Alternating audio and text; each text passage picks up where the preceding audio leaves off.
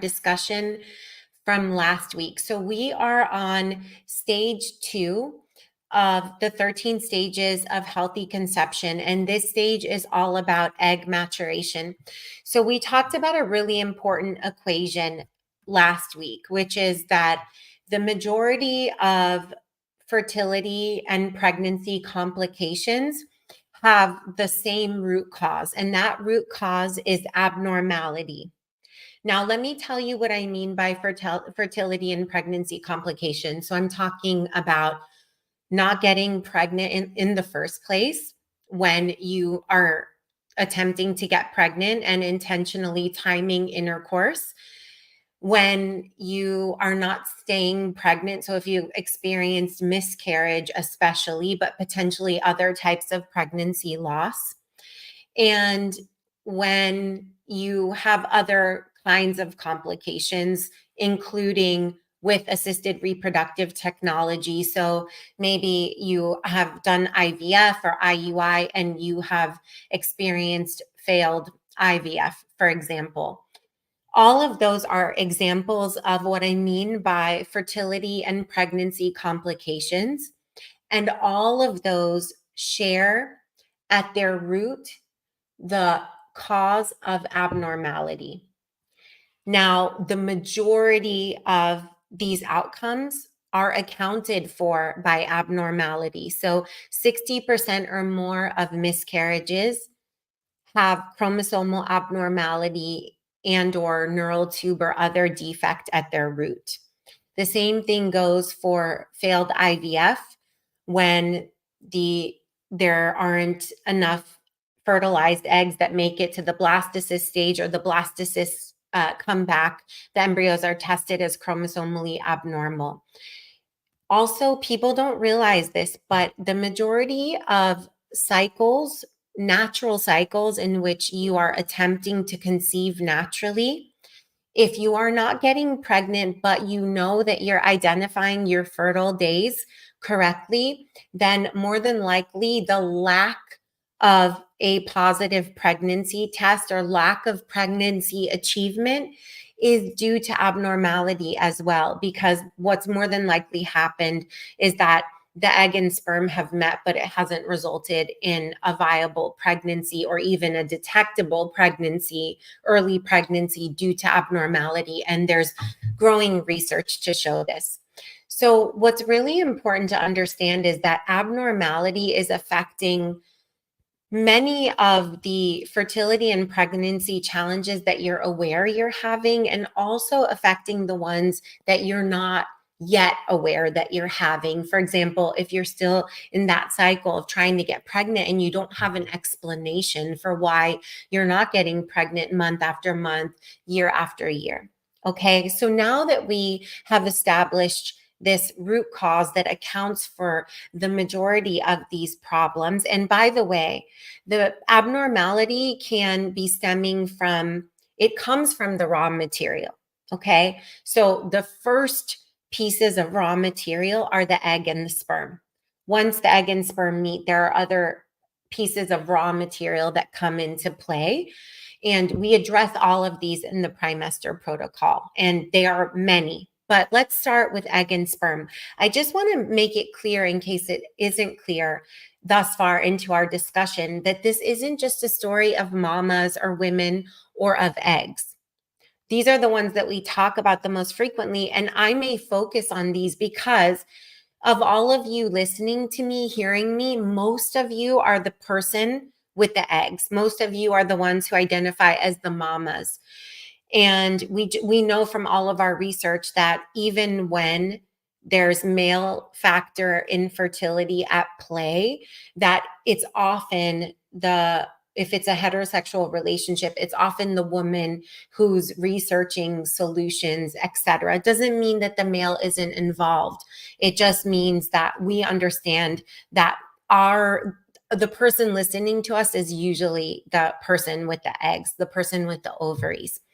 So the raw material is not just about the eggs. The abnormality comes from the raw material, and it can originate in the egg, it can originate in the sperm, and it can also originate in the way that the egg and sperm combine with one another. So it can be that each on their own look okay, egg and sperm, but something about the way that they combine goes awry. Okay. So I just want to make sure we understand underneath this universe of fertility and pregnancy complications that are very common, that people are experiencing every single day, and that people are experiencing more and more commonly every single day.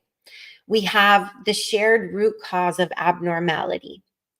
And abnormality is caused by raw material, and that isn't just about eggs, that's about sperm too, and it can be and often is about the way that they combine with one another. And it can be that each on their own are okay and there's something about the way they combine, and it can also be that each on their own is not okay and then the combination also doesn't go well. Okay? So that's put in very simple rudimentary terms, but I just want to make sure that that's clear. So now we know we have the root cause of abnormality. We know we have to address raw material and those initial raw materials of egg and sperm. Now, the way that we address the root cause of abnormality and those foundational raw materials is through age. And this is, we talked about this last week, and this is where people get really flustered because they feel like, well, duh, Dr. C, I know that. And I'm so anxious about my age. And everywhere I go, they tell me because I'm 30 plus, 35 plus, 40 plus, 45 plus, that it's over for me. And I'm here to tell you that I'm not talking about age in the way that you're thinking about it and that other people are talking to you about it. And this is one of the things that's so revolutionary about what we do at FPI and what we do in the Primester protocol and with our genetically intelligent nutrients, our super baby supplements, to make our super babies, because there are two definitions of age. One is chronological age, which is the age in years, our age in years based on the year that we were born. So my chronological age is 45. As of this year in July, it will be 46. Now, there's another definition of age, and this one, the chronological age, we have no control over. I can't change the year I was born, and I'm not intended to. But on this side, this definition of age, we have our biological epigenetic reproductive age. This is where we have all of the power to shape our experiences. This is where we have all the leverage. This is where we need to focus. When I met my Shiro Oprah in 2020, oh my gosh, it was this month, 2020. So that was 4 years ago, right before all of the shutdowns began. And she said that the most important thing that any of us can understand, one of the most important things, is that we can only focus on what we have the power to change and shape. And that is our territory. The things outside of our territory, we can't change them. We can't control them. We can't try to shape them. And we should focus on our territory. So I think of, and I didn't say that perfectly, but the message is focus where you have the ability to make an impact. And I think of our biological reproductive epigenetic age as our territory where we have the ability to have impact. So when I talk about addressing the pathway of age to affect the raw material that goes into creating the likelihood of abnormality versus normality, I am talking about our biological epigenetic reproductive age. Now, let me tell you something very important. So if you're multitasking, I want you to pause right now. I know I'm teaching at a very high level. I always do. If you have questions, put them in the comments. When I publish on Instagram, you can put them in the comments. When I publish, the comments go away. So I'll take a quick look at them, but make sure that you come back and put them on the published post. And let me note this for you right now. If you need help with this, just comment fertile. Just put the word fertile in the comments when in all the channels. You can do it right now in Instagram. You can do it when on Instagram. You can do it when I publish this post, or you can just immediately DM us the word fertile, and we'll get you a free resource to help you on your way. So let me listen now carefully, because this is very important. When we want to affect change at the level of our biological epigenetic reproductive age, there are thousands of pathways that we can focus on. And we address all of those in the Primester protocol. So there's no way in any one live session or even the workshops, when those of you who have been to our workshops know that I'm not afraid to go for a marathon workshop with you. And I will stand there for 4 hours with you at one time. I will go 3 days in a row for 3-4 hours. But what's important is that I can't address all of those 1,000 or 2,000 pathways. Okay. If I showed you the diagram of what goes into making my super baby, you would understand what I'm talking about. And I do show that to you on the workshops. And so I'm not going to be able to cover all of them, but let me just give you some examples I'm going to give you 14 examples that you probably have never heard about before, of ways that you can affect your biological epigenetic reproductive age for the better, to slow and reverse your age, your reproductive age. That's our goal here, because whether you're in your 20s, 30s, 40s, or beyond, if you want to have your healthiest possible baby, your super baby, what's required is having that healthy raw material. And that means having an reproductive epigenetic age that is as young as your chronological age, if you're young, or younger.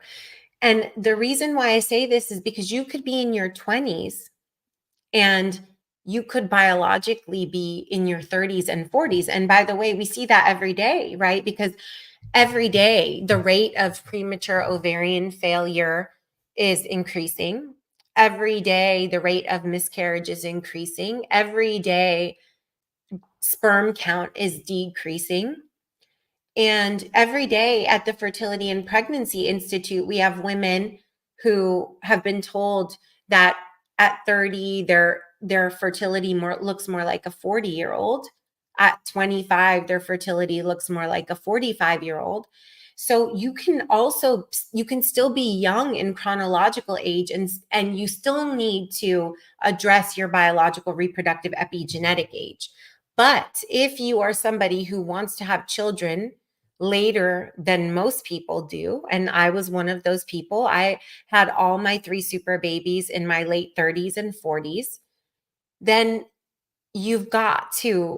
it's even more important that you're addressing your biological reproductive epigenetic age, because the average fertility of someone in their mid 30s and 40s and beyond is not resulting in the outcomes that we want. So we have to be positive outliers. And the way that we can do this is by being biologically younger than our chronological age. And this isn't just for fertility. The same thing goes for longevity. If you have seen the average 50-year-old in America, then you know that reproductively, they do not look like they're in peak condition. And also, just in terms of livelihood, they do not look like they're in peak condition. Okay. So we cannot age reproductively and otherwise like the average, like the normal curve, if we want to have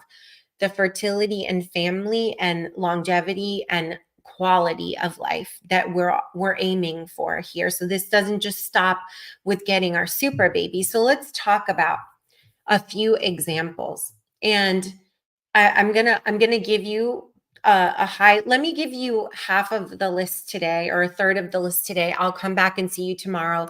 I don't like these to go very long, because then not many people view them. Unfortunately, I want to go deep, but if I don't keep them brief, then it doesn't reach many people.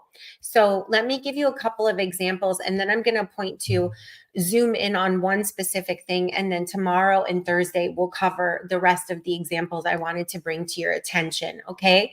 Remember, if you need help with this, you want to go into detail on this, this is the place to do it. First of all, there's no better place in the world. I can say that with 1,000% confidence, 1,000% confidence. If you need help with this, just comment fertile or DM me the word fertile and we'll get you a free resource, a gift to help you on your way. All right, so we're talking about examples. I'm going to give you just a couple right now. Epigenetics, which means our gene expression. Nutrigenomics, which is how nutrients or nutritional status affect our epigenetics or gene expression. I know that these are big terms, so I'm trying to break them down for you.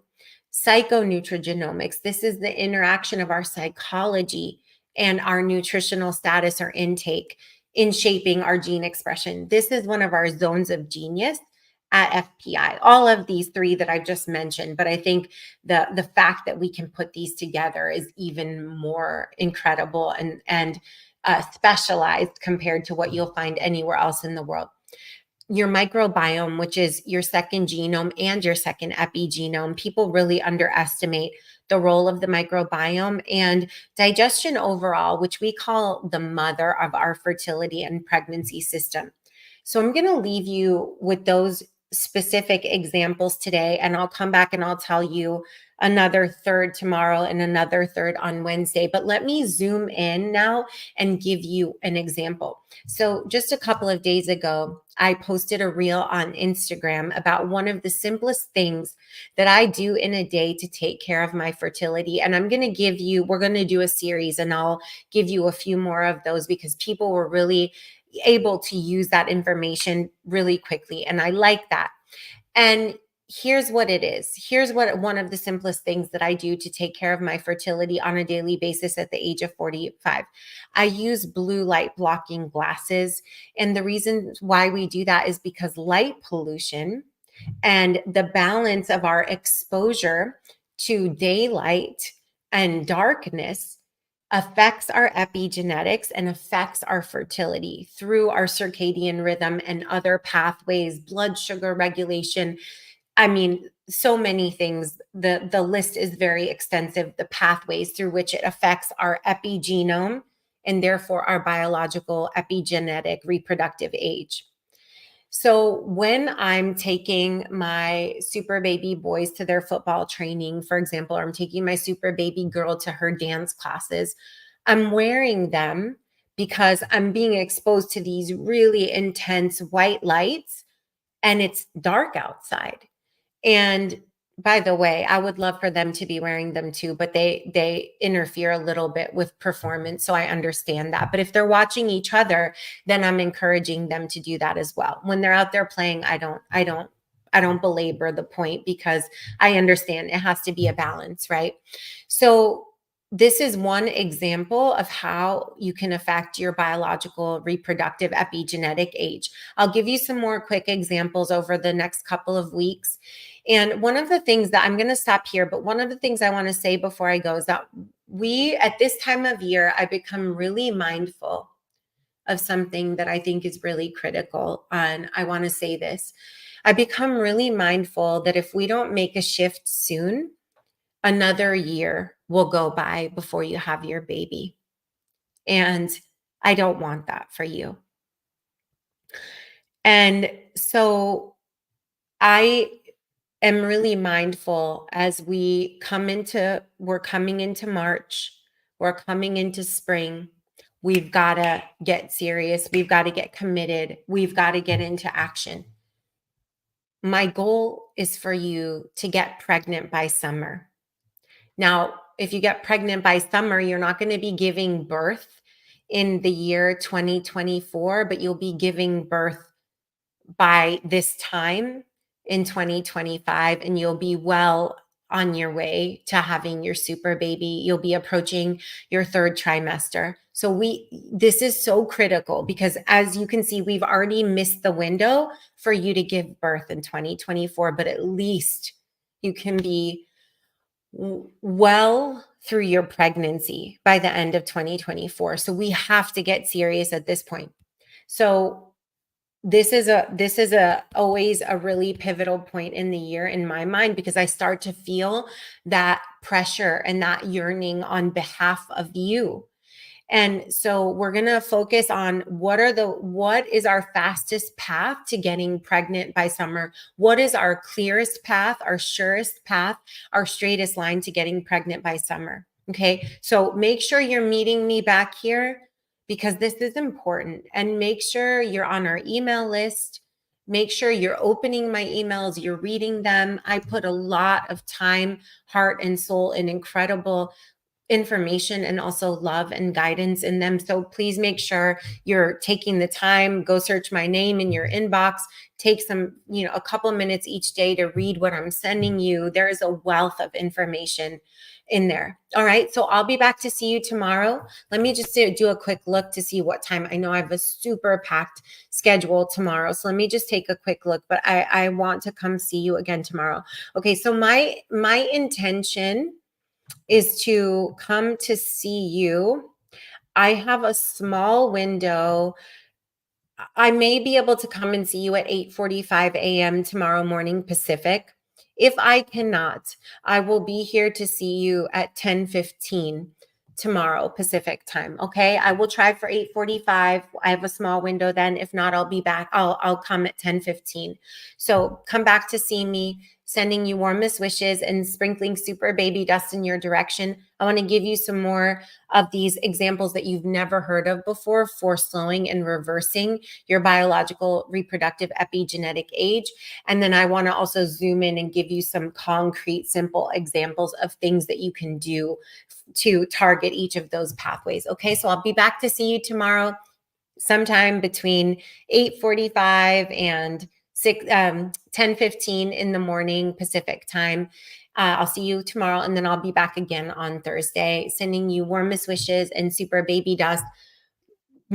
Comment fertile and let me know your questions as well. I'll see you soon. Bye, everybody. Let me just take